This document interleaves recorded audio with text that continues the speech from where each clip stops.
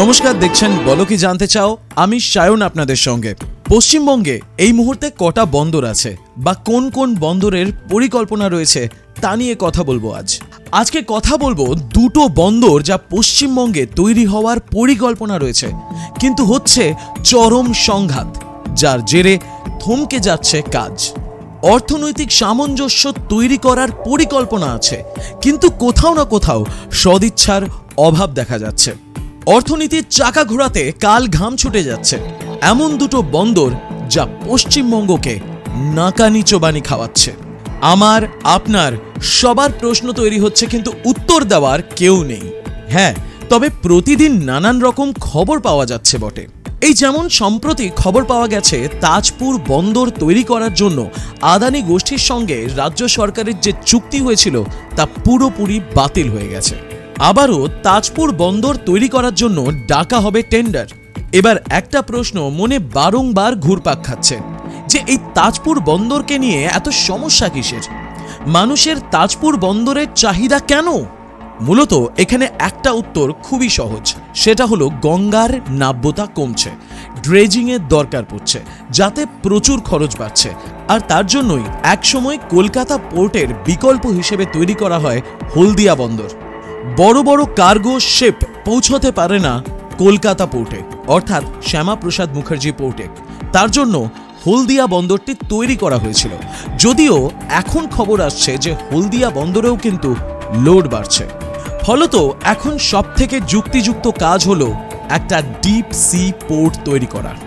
আর যেহেতু পশ্চিমবঙ্গ একেবারে বঙ্গোপসাগরের গায়ে অবস্থিত, তাই পশ্চিমবঙ্গের দক্ষিণ অংশ কিন্তু একটা গুরুত্বপূর্ণ স্ট্র্যাটেজিক লোকেশন। কলকাতা পোর্ট এবং হলদিয়া পোর্ট ছাড়াও আরও একটি বন্দর রয়েছে যার নাম ডায়মন্ড হারবার পোর্ট। দক্ষিণ 24 পরগনায় অবস্থিত এই ডায়মন্ড হারবার পোর্টটি মূলত একটি স্যাটেলাইট পোর্ট, যেটি শ্যামাপ্রসাদ মুখার্জি পোর্ট কলকাতার প্রস্তাবিত নতুন প্রকল্প। যেটি বানানোর মূল কারণ হলো কলকাতা বন্দরের উপর চাপ কমানো ও গভীর জাহাজের সুবিধা বৃদ্ধি। এই মুহূর্তে প্রাথমিক পর্যায়ে কাজ চলছে, কিন্তু একটা আন্তর্জাতিক মানের ডিপ সি পোর্ট অত্যন্ত জরুরি। আর সেই জায়গাতেই গুরুত্বপূর্ণ দুখানা বন্দরের নাম উঠে আসছে। একটা তাজপুর বন্দর, proposed Tajpur deep sea port, এবং আরেকটি সাগর আইল্যান্ড পোর্ট, যেটা সাগরমালা প্রজেক্টের একটি অংশ। এবার মূল সংঘাত এবং আলোচনার বিষয়বস্তু এই দুটোই, কারণ এই দুটো সম্পর্কে যদি আমরা বিস্তারিত জানি তাহলে অনেক উত্তর আমরা পেয়ে যাব। তাজপুর ও সাগরদ্বীপ এই দুটি স্থানই দক্ষিণবঙ্গের উপকূলীয় অঞ্চল এবং একে অপরের থেকে মাত্র 60 থেকে 80 কিলোমিটার দূরত্বে অবস্থিত। এই দুটি বন্দরই ডিপ সি পোর্ট হিসেবে পরিকল্পিত, যার ফলে একই ধরনের বড় জাহাজ ও আন্তর্জাতিক ট্রাফিক ধরার লক্ষ্য রয়েছে। এবার ধরুন একদিকে সাগর পোর্ট এবং আরেকদিকে তাজপুর পোর্ট দুটোই অবস্থিত। এর ফলে দুটি বন্দরের মধ্যে কার্গো ও লজিস্টিক্স শেয়ারিং এর দ্বন্দ্ব দেখা দিতে পারে। এবার চলুন একটু বিস্তারিতভাবে একটা চার্টের হিসেবে এই দুটো বন্দরের বিষয়টা জেনে নিই। রাজ্য বনাম কেন্দ্রের প্রকল্পের মধ্যে পার্থক্য কি আছে? একদিকে যখন সাগর বন্দরের উদ্যোগ নিয়েছে কেন্দ্র সরকার সাগরমালা প্রজেক্টের অন্তর্ভুক্ত করে, অন্যদিকে তাজপুর বন্দর তৈরি করার প্রস্তাব দিয়েছে পশ্চিমবঙ্গ রাজ্য সরকার। সাগর বন্দর বানানোর পেছনে উদ্দেশ্য জাতীয় স্তরের গভীর সমুদ্র বন্দর তৈরি করা। এদিকে তাজপুর বন্দরের ক্ষেত্রে রাজ্যের অর্থনৈতিক প্রবৃদ্ধির জন্য বিকল্প বন্দর তৈরি করা।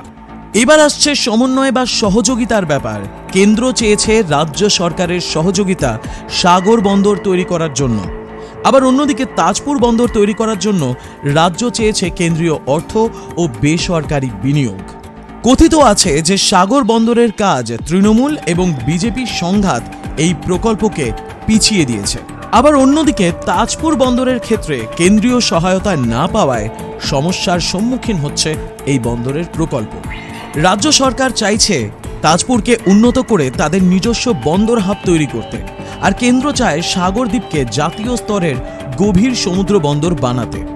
এই দুটো প্রকল্পের জন্য বিশাল পরিমাণ লজিস্টিক্স, রেল, রোড কানেক্টিভিটি ও কাস্টমসের সুবিধা দরকার।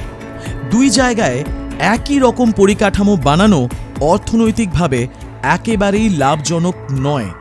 কারণ একই সাথে দুটো বন্দর মাত্র 60 থেকে 80 কিলোমিটারের দূরত্বে সমান সাকসেস পাবে না।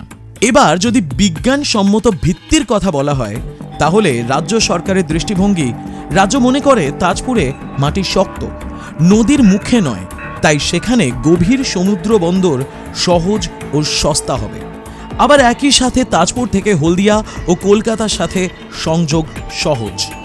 আবার অন্যদিকে কেন্দ্রীয় সরকারের দৃষ্টিভঙ্গি, কেন্দ্র মনে করে সাগর দ্বীপের গভীরতা বেশি, ফলে বড় আন্তর্জাতিক জাহাজ সহজেই ঢুকতে পারবে। এটি সাগরমালা প্রজেক্টের অংশ, তাই কেন্দ্রীয় নীতি অনুযায়ী বেশি গুরুত্ব পাবে। এখনো পর্যন্ত এই দুটো প্রকল্পের একটাও কার্যকরভাবে চালু হয়নি, তবে রাজ্য ও কেন্দ্রের মধ্যে সমন্বয় না হওয়ায় পশ্চিমবঙ্গ এখনও একটিও পূর্ণাঙ্গ আন্তর্জাতিক গভীর সমুদ্র বন্দরের সুবিধা থেকে বঞ্চিত রয়েছে। যদি যৌথভাবে পরিকল্পনা করা যেত, তাহলে একটিকে প্রধান বন্দর এবং অন্যটিকে সাপোর্টিং বন্দর হিসেবে গড়ে তোলা যেত। এদিকে বিশেষজ্ঞ ও সরকারি কর্মকর্তারা একাধিকবার সতর্ক করার জন্য বলেছেন, দুটি গভীর সমুদ্র বন্দর একসাথে উন্নয়নের মানে কার্গো পুল ভাগাভাগি হয়ে উভয়েরই আর্থিক অযোগ্যতা দেখা দেবে।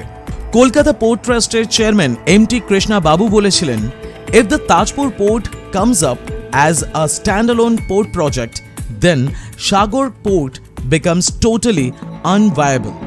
2017 সালের একটি ইন্টারভিউতে তিনি আরও জানিয়েছেন, Sagar and Tajpur would struggle to be economically self-reliant with the possibility of another deep draft port in Subarnarekha. The situation could be very grim for these two upcoming Bengal ports. Tajpur পোর্টের ক্ষেত্রে রাজ্য প্রধান, অথচ সর্বোচ্চ অবস্থান নিয়ন্ত্রণ চেয়েছিল কেন্দ্র, যার কারণে সাগর প্রকল্পকে পিছিয়ে দেওয়া হয়েছে। টেলিগ্রাফের একটি প্রতিবেদনে জানা যাচ্ছে, তাজপুর পোর্টের কাজ চলছে, অন্যদিকে সাগর প্রস্তাব ব্যাক বার্নারে রাখা আছে। আবার উইকিপিডিয়া থেকে জানা যাচ্ছে, সাগর বন্দর প্রকল্পে রাজ্য কেন্দ্র যৌথ উদ্যোগী হওয়া সত্ত্বেও যখন তাজপুর প্রকল্প এককভাবে এগোচ্ছে, তখন সাগর প্রকল্প হিমায়িত বা বিলম্বিত হয়েছে। কলকাতা পোর্ট ট্রাস্টের তরফ থেকে স্পষ্টভাবে জানিয়ে দেওয়া হয়েছে, the ministry has made it clear that Sagar project is not happening if Tajpur comes up, as it will amount two bad investment. শেষে এটুকুই বলা যায়, অর্থনৈতিকভাবে উভয় প্রস্তাবিত বন্দর একসাথে চালু হলে টিকে থাকা কঠিন, বিশেষ করে একই রকম কার্গো ধরার কারণে। রাজনৈতিক ও প্রশাসনিক সিদ্ধান্তের কারণে তাজপুর প্রকল্পকে অগ্রাধিকার দেওয়া হয় এবং সাগর প্রকল্পকে অনির্দিষ্ট সময়ের জন্য পিছিয়ে রাখা হয়েছে। সাধারণভাবেই বোঝা যাচ্ছে, সাগর ও তাজপুর প্রকল্পের মধ্যে সংজ্ঞায়িত সংঘর্ষ ও প্রতিদ্বন্দ্বিতা রয়েছে, যা মূলত নীতি ও অর্থনীতির ভিত্তিতে। সাগর কেন্দ্রের প্রজেক্ট এবং তাজপুর রাজ্যের প্রজেক্ট, দুটোতেই সহযোগিতা দুজনের কাম্য। যদি দুজনেই চায়, তাহলে বিশেষজ্ঞ এবং বিজ্ঞানী মহলের সঙ্গে কথা বলে কোনটি বেশি সাকসেসফুল হবে এবং সুবিধাজনক হবে, সেটা আলোচনার মাধ্যমে স্থির করা যেতে পারে। রাজ্য যদি কেন্দ্রের সহযোগিতা পায় এবং কেন্দ্র যদি রাজ্যের সঙ্গে সহযোগিতা করে, তাহলে সাগর পোর্ট বা তাজপুর পোর্ট, যে কোনো একখানা বড় পোর্ট আমরা পশ্চিমবঙ্গের বুকে আগামী দিনে দেখতে পাব। সাগরমালা প্রজেক্টের অন্তর্ভুক্ত সাগর পোর্টকে কেন্দ্র যতটা গুরুত্বপূর্ণ জায়গায় রেখেছে, ততটাই গুরুত্ব দিয়ে যদি তাজপুর পোর্টকেও হ্যান্ডেল করা হয়, তাহলে বিষয়টা আরও লাভজনক হতে পারে। একই সাথে রাজ্যকেও কিন্তু কেন্দ্রের স্বার্থটাও ভাবতে হবে, কারণ এখানে রাজ্যের নিজের স্বার্থও জড়িত রয়েছে। নিজের নাক কেটে তো আর অন্যের যাত্রা ভঙ্গ করা যায় না। তাই এবার গোটা তথ্যটা আপনাদের সামনে তুলে ধরলাম। কোনটা ঠিক কোনটা বেঠিক সেটা আপনারা নির্বাচন করবেন। কমেন্টে আপনার মতামত লিখে জানাবেন। আমরা শুধু এটুকুই আশা করব, আগামী দিনে কোনো না কোনো একটা বড় ডিপসি পোর্ট নিশ্চয়ই পশ্চিমবঙ্গের বুকে আমরা দেখতে পাবো। রাদার আমরা দেখতে চাইব যাতে আমাদের অর্থনীতি এই বন্দরের মাধ্যমে আরও উন্নত হয় এবং একই সাথে এই বন্দরকে কেন্দ্র করে ভালো ইনফ্রাস্ট্রাকচার, যেমন good roadways, road connectivity, railways, rail connectivity এবং এয়ার কানেক্টিভিটি আরও উন্নত হয়। আজকে এ পর্যন্তই। আমাদের চ্যানেলে নতুন হয়ে থাকলে চ্যানেলটি সাবস্ক্রাইব করবেন, বেল আইকন প্রেস করে অল বাটনটি প্রেস করতে ভুলবেন না, যাতে এই ধরনের ভিডিও আপলোড হলে আপনার কাছে নোটিফিকেশন যায়। কিন্তু যদি আপনার মনে হয় আমাদের কাজ ভালো এবং আমরা এই কাজ চালিয়ে যাই এবং বিষয়গুলো মানুষের কাছে তুলে ধরি, তাহলে সামান্য অনুদান দিয়ে আমাদের পাশে থাকবেন। জয়েন বাটনে ক্লিক করে সামান্য অনুদান দিতে ভুলবেন না। আজকের মতন এই পর্যন্তই, আবার দেখা হবে পরের এপিসোডে। বলো কি জানতে চাও?